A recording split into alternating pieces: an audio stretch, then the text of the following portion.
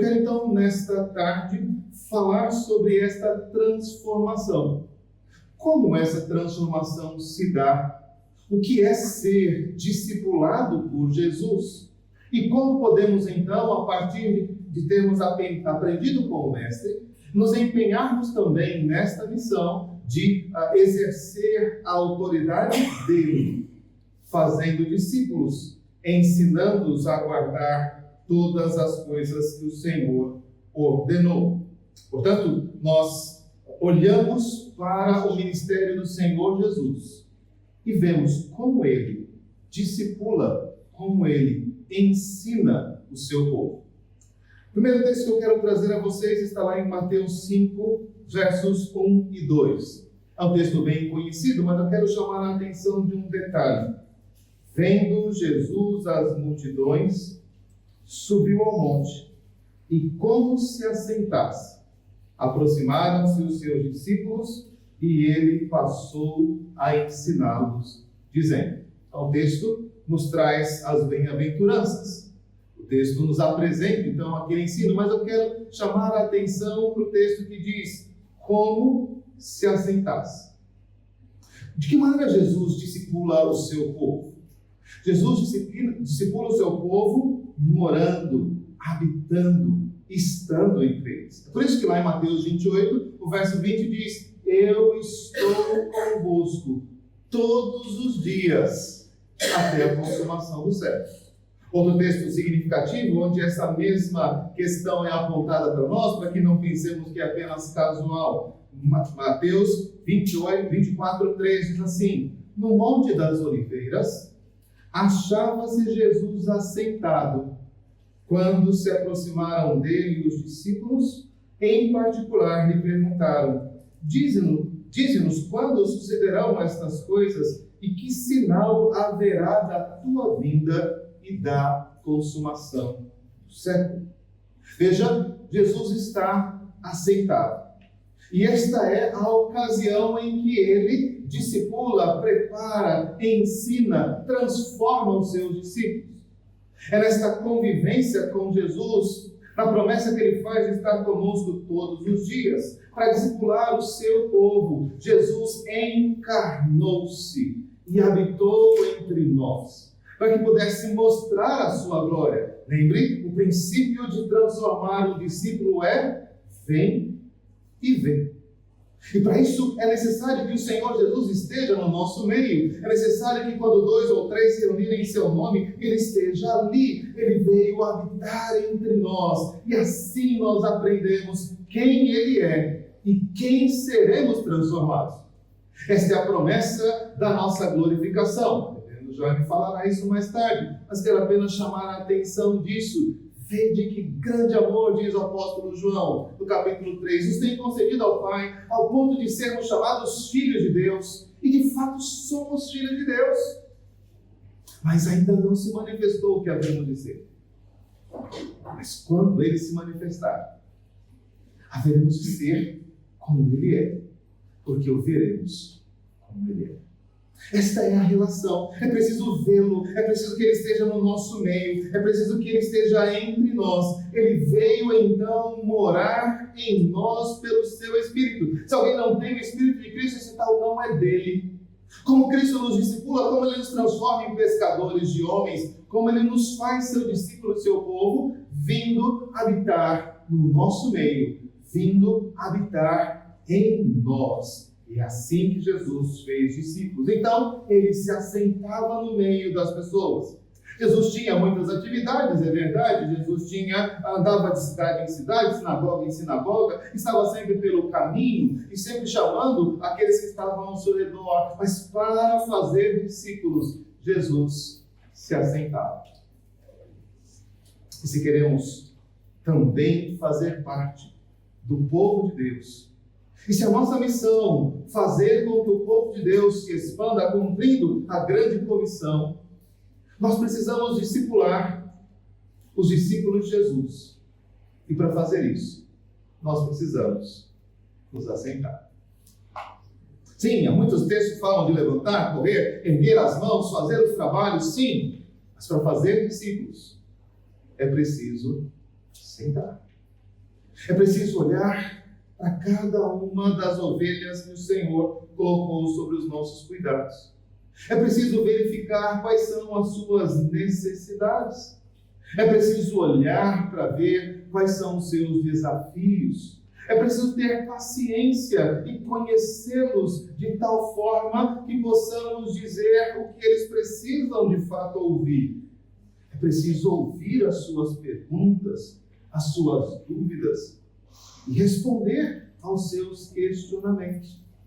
Se alguém está com pressa, não pode ser um instrumento de Cristo no discipulado do povo de Deus. Se você tem pressa, você não é aquele semeador que ouvimos na noite passada, que espera até que a semente venha a germinar. Jesus discipula o seu povo, aceitando-se no meio. O grande convite eterno é uma mesa, onde Abraão, Isaque e Jacó se assentarão. Com pessoas que vieram de todos os povos, tribos, línguas, nações, de todos os lugares do mundo, enquanto aqueles que se chamavam filhos do reino ficarão de fora. Assente-se com Jesus. Ele está conosco todos os dias. Assente-se com os discípulos de Jesus. Veja quais são as suas lutas e necessidades, e você se tornará um pescador de homens, como o Senhor Jesus o fez. Ao sentar-se com os seus discípulos, tanto o texto de Mateus 5 quanto o texto de Mateus 24, nos conta coisas que Jesus ensinou. Nem sempre nós temos esta menção de que ele se assentasse, mas ao que parece, esta era a dica, este era o momento, esta era a ocasião em que os discípulos eram ensinados. Quando eles viam Jesus sentar-se, eles se aproximavam dele para ouvir o que ele tinha a dizer. E a segunda coisa, então, que nós percebemos no ministério de discipulado do Senhor Jesus é que ele dava instruções aos seus discípulos. Veja Mateus 10, 5.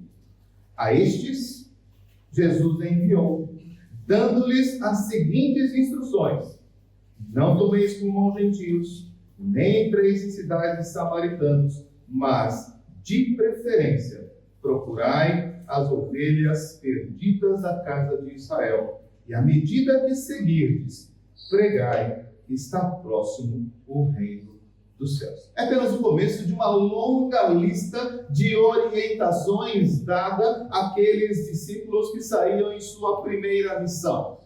Depois de terem estado um tempo com Jesus, ouvido os seus ensinos, agora o Senhor lhes dizia o que fazer e lhes dava instruções para que pudessem então desempenhar o seu trabalho. É isso que ele está fazendo em Mateus 28, 18 a 20.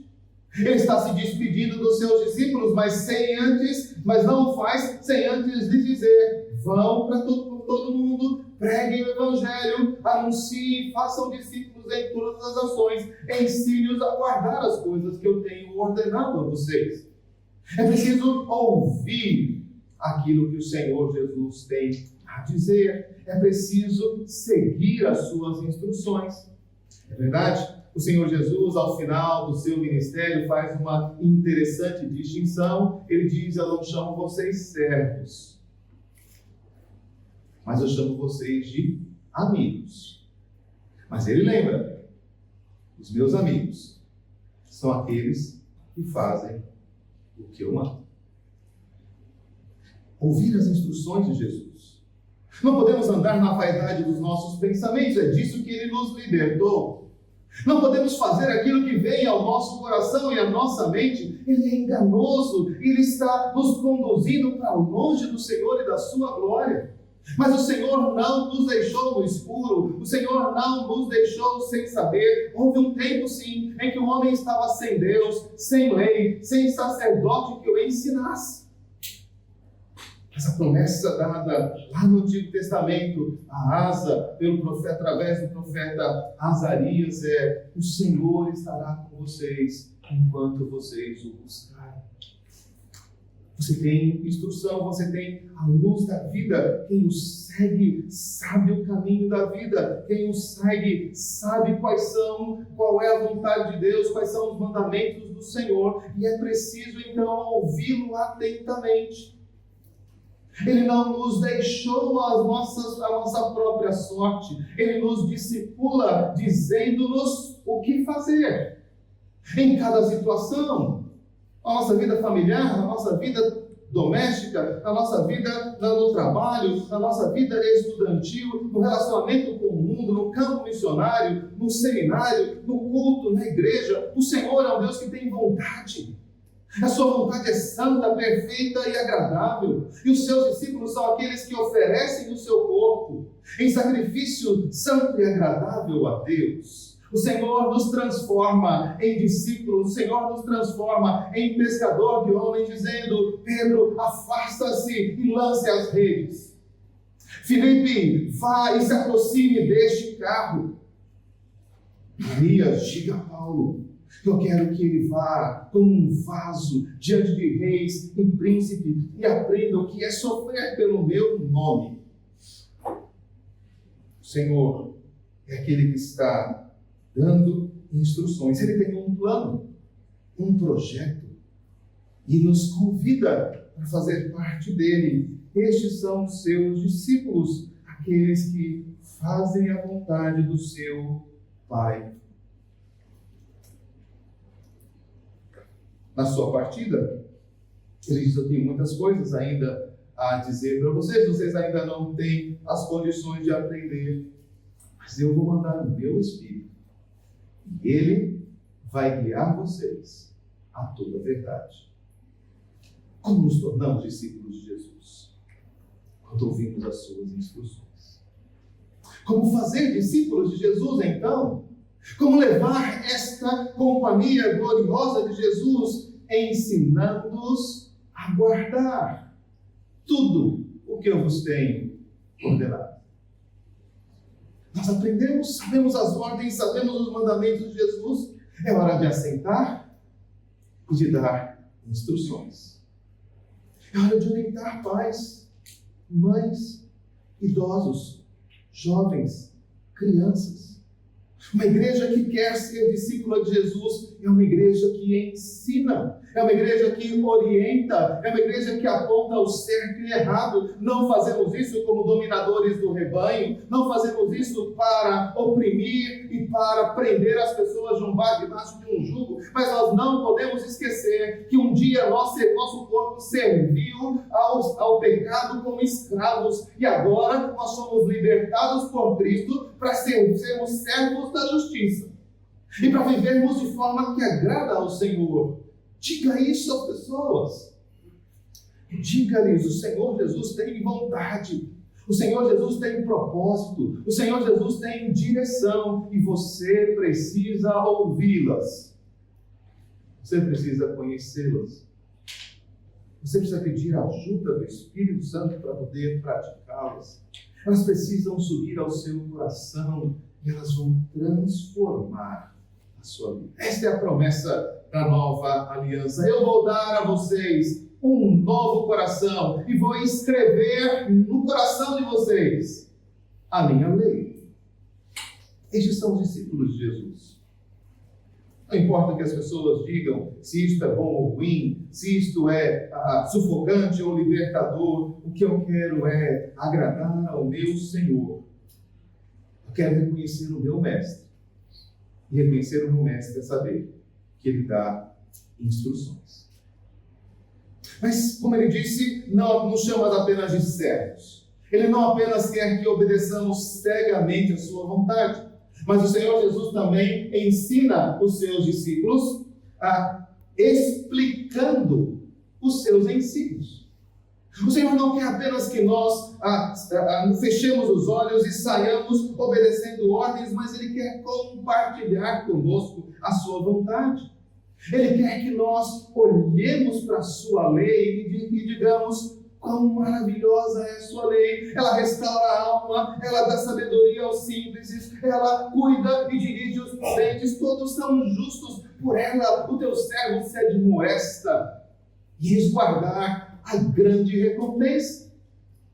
Eu não posso discernir as minhas faltas, me solve-me das que são ocultas, mas, Senhor, as palavras dos meus lábios e o meditar do meu coração sejam agradáveis em tua presença, Senhor, rocha minha e redentor.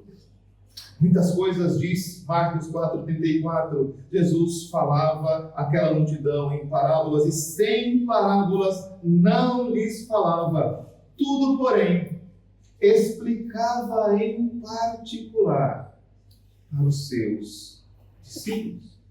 No começo daquele texto, Marcos registra, quando Jesus ficou só, os que estavam junto dele com os 12 o interrogaram a respeito das parábolas. Ele lhes respondeu: a vós outros é dado conhecer o mistério do reino de Deus, mas aos de fora tudo se ensina por meio de parábolas. É aqui um paradoxo, porque ao mesmo tempo que se existe em nós obediência irrestrita e completa, não se requer de nós obediência cega. Os reformadores falavam de uma fé consciente, de uma fé explícita, de uma fé que pode ser confessada, de uma fé que pode ser apresentada diante das pessoas. Por isso sempre faziam declarações e confissões, porque a fé que eles tinham no Senhor Jesus era algo que estava na sua mente e no seu coração. Por isso o Senhor sentava-se com os discípulos e lhes explicava as parábolas. Dizia a eles o que cada um daqueles ensinos sobre o reino, sobre a glória de Deus, cada um daqueles maravilhosos discursos tinha de implicação para a vida deles, para o ministério deles, para o futuro deles, para a esperança que eles tinham no Senhor Jesus.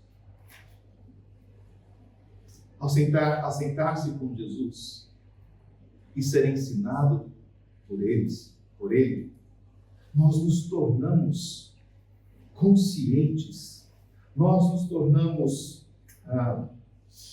entendedores daquilo que o próprio Deus quer para nós.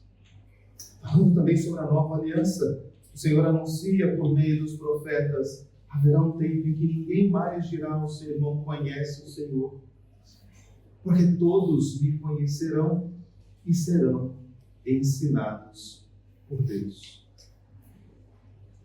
Senhor, pedido do salmista no Salmo 119, abre os meus olhos, Senhor, para que eu contemple as maravilhas da tua lei. O Senhor Jesus, o discípulo assim explicando, tornando claro, mostrando a verdade, mostrando a excelência dessas coisas. Nada disso era necessário, bastava dizer e nós o obedeceríamos e seríamos largamente abençoados por isso. Mas o Senhor se assenta, ensina e explica. Temos uma geração de jovens questionadores, independentes, autônomos, cheios de si. E muitos pastores ficam incomodados com as perguntas, com os questionamentos, com as formas de busca que essa juventude tem. Isso não preocupou o Senhor Jesus. Quando um jovem rico veio lhe perguntar sobre o céu, Jesus pacientemente o orienta, o amou, embora sabia que o coração daquele jovem, de fato, não estava em Jesus. Na conversa com Nicodemos, o Senhor se senta com ele e diz: Nicodemos, você precisa nascer de novo. Mas o que é nascer de novo? Eu não posso voltar ao ventre de minha mãe. Nicodemos, nós estamos falando de coisas do céu. Mas eu uso exemplos da terra e você não me compreende. Quem nasce da carne é carne, mas quem nasce do Espírito é Espírito. Eis o Senhor Jesus trabalhando no coração dos homens para que eles possam tornar-se discípulos. Expliquem, exponham as Escrituras. Sim, as pessoas já leram, mas elas precisam ser confirmadas na fé, confirmadas no Evangelho, confirmadas nas instruções do Senhor, confirmadas nos mandamentos. Assim, Jesus fez discípulos. O Senhor também repreendia os seus discípulos. Na caminhada do Senhor Jesus com os seus, não faltaram situações onde eles se afastaram da verdade do Evangelho, onde as suas ações estavam contrárias àquilo que o próprio Jesus tinha a dizer. E neste momento, o grande mestre não deixou de discipular os seus, corrigindo-os e repreendendo-os até duramente. Jesus estava ali, depois da gloriosa confissão de Pedro. Jesus estava então preparando-os para o principal momento da sua missão. O Filho do Homem vai para Jerusalém e ali ele será preso, maltratado pelos homens, vai morrer e ressuscitar ao terceiro dia. Ele diz: Senhor, não fale isso de si mesmo, tenha piedade, tenha compaixão de ti. Mas o Senhor responde. Jesus, porém, voltando-se e fitando os seus discípulos, repreendeu a Pedro. Não era só com Pedro que ele estava falando, não. Com os discípulos. Arreda Satanás, porque não cogitas as coisas de Deus, e sim as dos homens. É preciso ser corrigido. É preciso ser disciplinado. É preciso sentir o peso da mão de Deus sobre nós. Nós somos ovelhas rebeldes e não haverá salvação para nós se o Senhor não nos puxar com a sua vara e com o seu cajado. Na figura do pastor, nós encontramos também esse ato amoroso de bater e de quebrar as pernas das ovelhas. E ele faz para que aquelas que são mais rebeldes não se afastem. É ele que as carrega depois de tê-las machucado. Mas é preciso corrigir, porque esta é a nossa maior necessidade, sermos transformados. Lucas 9, 54 a 56, temos uma outra ocasião, agora os companheiros de pescaria de Pedro. Vendo isso, os discípulos Tiago e João perguntaram: Senhor, queres que mandemos descer fogo do céu para os consumir? Os samaritanos não queriam receber Jesus. Jesus, porém, voltando-se, os repreendeu. E disse: vós não sabeis de que espírito sois, pois o Filho do Homem não veio para destruir as almas dos homens, mas para salvá-las. E seguiram para outra aldeia. É necessário rever nossa boa vontade, nosso desejo de defender o Evangelho, nosso desejo de defender a sã doutrina, nosso desejo de fazer com que a verdade prevaleça, por vezes nos faz afastarmos do Espírito do Senhor, que não é de destruir as almas, mas de salvá-las. O Senhor não nos chamou para julgar, há alguém que julga. O próprio Senhor Jesus se colocou nessa posição: eu não vim julgar, eu vim para salvar. Quem não crê em mim já está condenado. Há outro que o julgue. Nós precisamos entender que quando encontramos um erro, quando nos deparamos com alguém que se desvia da fé, da verdade, da justiça, nós precisamos sim, com toda a seriedade, com todo o empenho, buscar salvá-los. Judas nos lembra disso. Cuidado com aqueles que estão em dúvida. Ajuda-os, mas detestem até a roupa contaminada pela carne. O Senhor Jesus discipula repreendendo discípulos.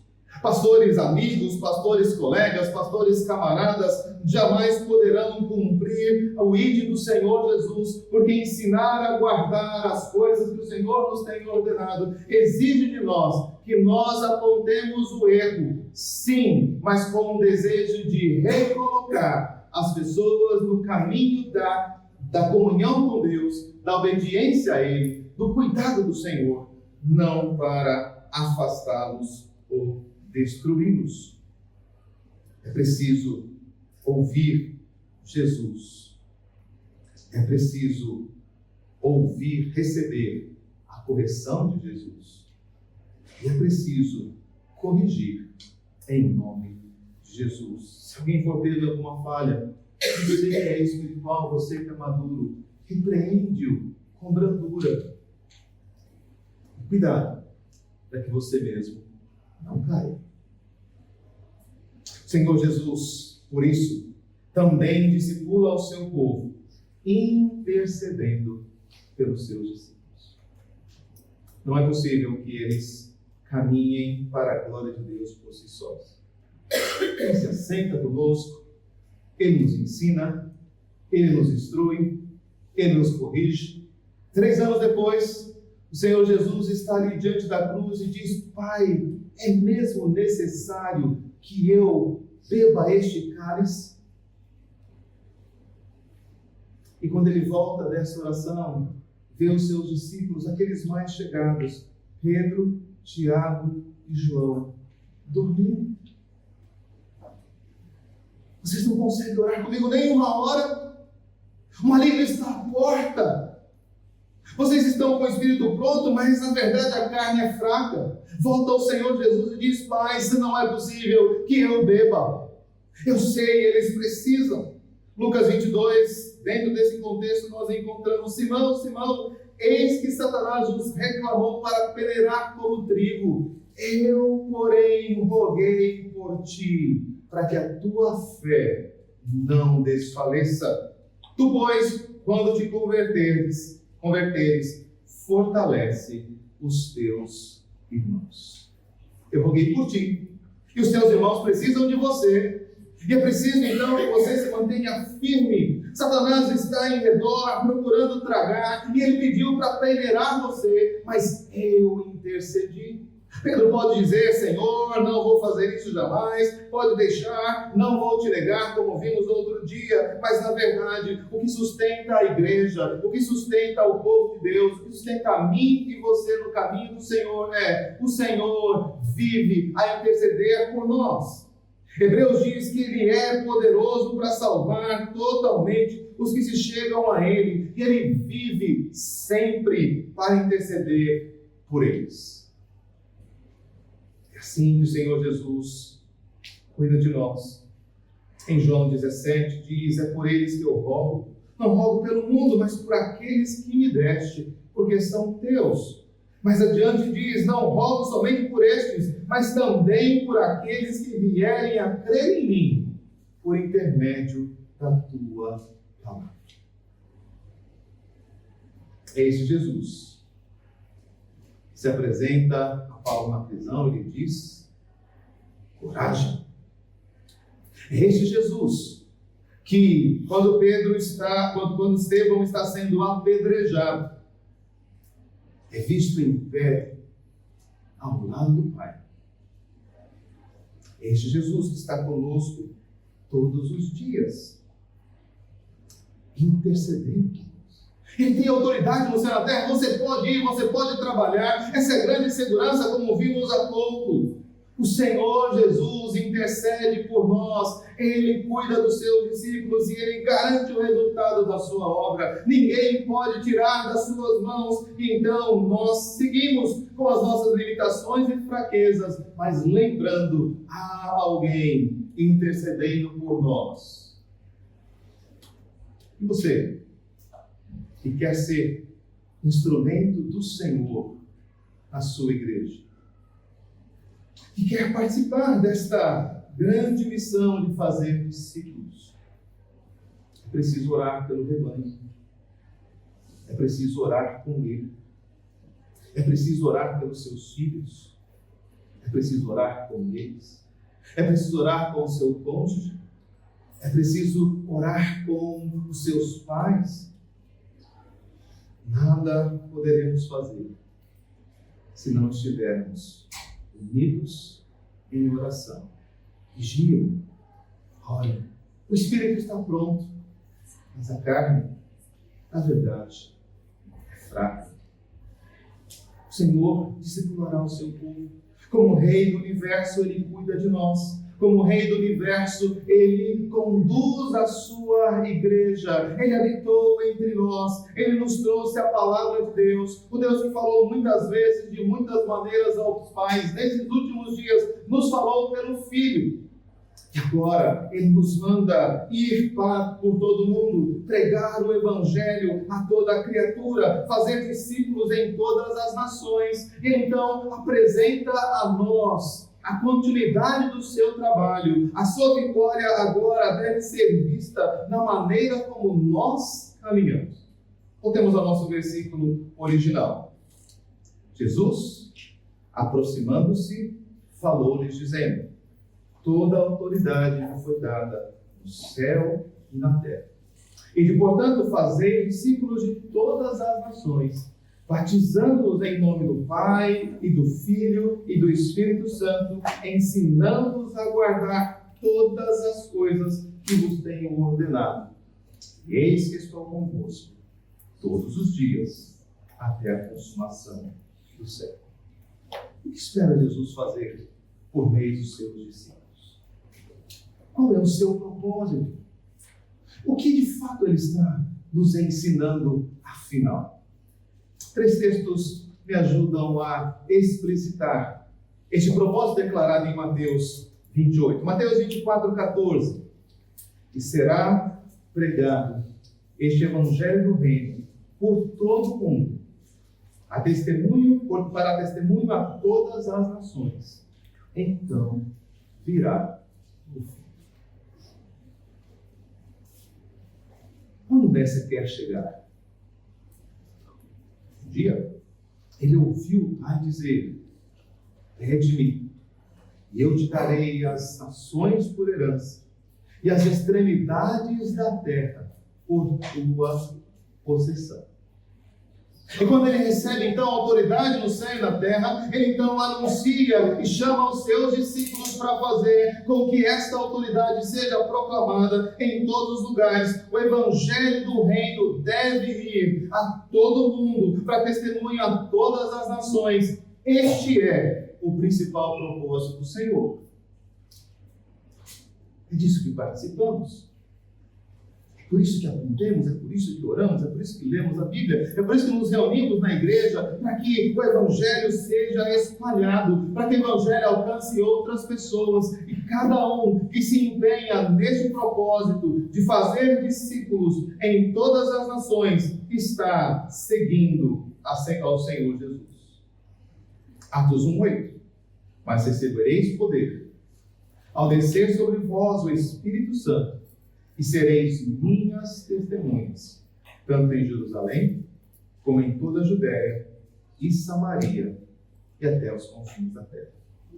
O propósito do Senhor é que você faça isso, fundamentado, firmado, fortalecido pelo Espírito Santo. O testemunho do reino é um testemunho que precisava aguardar a promessa do Pai.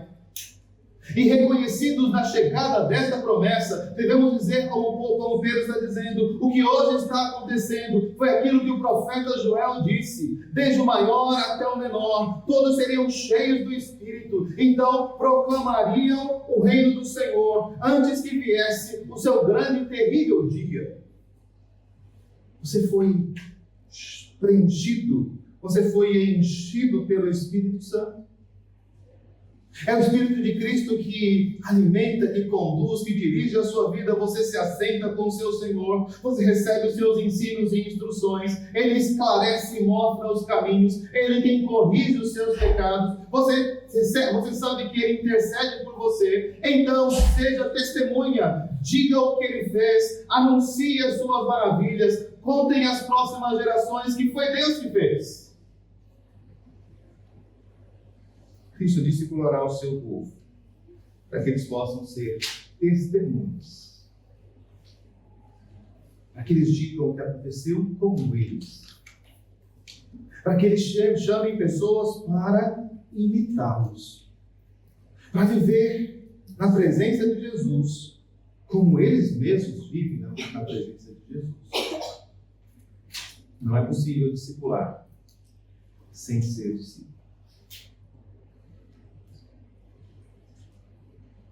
Não é possível ensinar a outros a guardar aquilo que Jesus tem ordenado, se você mesmo não está empenhado nisso. Não é possível apontar o caminho aos pecadores, se você não está indo nesta direção. Por isso, lá em Filipenses capítulo 1, versos 27 a 30, o apóstolo Paulo chama a atenção dos seus queridos irmãos. Uma igreja missionária, uma igreja que se apresentava sempre em fidelidade ao Senhor e à obra de expansão do Evangelho. Vivei acima de tudo, por modo digno do Evangelho de Cristo, para que indo vermos, ou estando ausente, ouça no tocante a vós outros, que estáis firmes em um só Espírito, como uma só alma, lutando juntos pela fé evangélica, e que em nada estáis intimidados pelos adversários, pois o que para eles é prova evidente de perdição, é para vós outros de salvação. Isso da parte de Deus, porque vos foi concedida a graça de padecerdes por Cristo. Coragem, e não somente de crereis nele, pois tendes o mesmo combate que vistes em mim, e que agora ouvis que é o meu. Vivam de modo digno do Evangelho. Você é embaixador do Cristo que governa o universo. Você é embaixador do Senhor de vivos e mortos. Você é portador das boas novas do Evangelho do Reino, que chama os homens ao arrependimento e à libertação, e que anuncia que eles serão novas criaturas. Quero ouvir a respeito de vocês. Pessoal, se você estiver presente, se você estiver ausente, o que eu quero ouvir é que vocês estão firmes em um só Espírito. Que vocês estão como uma só alma, lutando juntos pela fé evangélica. Havia ali algum tipo de conflito, discussão entre eles? No capítulo 4, Paulo vai tratar disso. Suas caras preciosas para o apóstolo, que agora estavam em grande conflito. Não permita que isso aconteça entre vocês, irmãos. Cristo, Rei do Universo, juntou pescadores, cobradores de impostos, zelotes, pessoas religiosas, discípulos de João, pessoas incrédulas como Filipe e Natanael. Alguns dizem que é a mesma pessoa. E o chamou de discípulos. E o propósito de Jesus é que sempre se ouça que estão lutando juntos pela fé evangélica. Coragem, não se intimide com os adversários. Sim, há um conflito ferrenho, assim como odiaram nosso Senhor, o Mestre, vão odiar também os seus discípulos. Assim como perseguiram o nosso Senhor, vão perseguir também aqueles que pertencem a eles. Mas este é o sinal da sua salvação. Ao final daquele primeiro ensino, em Mateus 5, ele diz: bem-aventurados sois, quando por minha causa vos injuriarem, vos perseguirem e mentindo disserem toda sorte de mal contra vós, porque foi assim que eles perseguiram os profetas antes de vocês. Quando isso acontecer, levantem os olhos e vejam o seu dia do Senhor, a sua redenção já está chegando.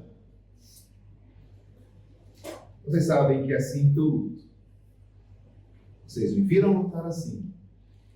E vocês ouviram que é assim que eu luto. Eu espero que vocês reconheçam a graça de participar deste mesmo combate. Cristo discipulará os seus discípulos. Cristo discipulará o seu povo. E você está sendo chamado a fazer isso também.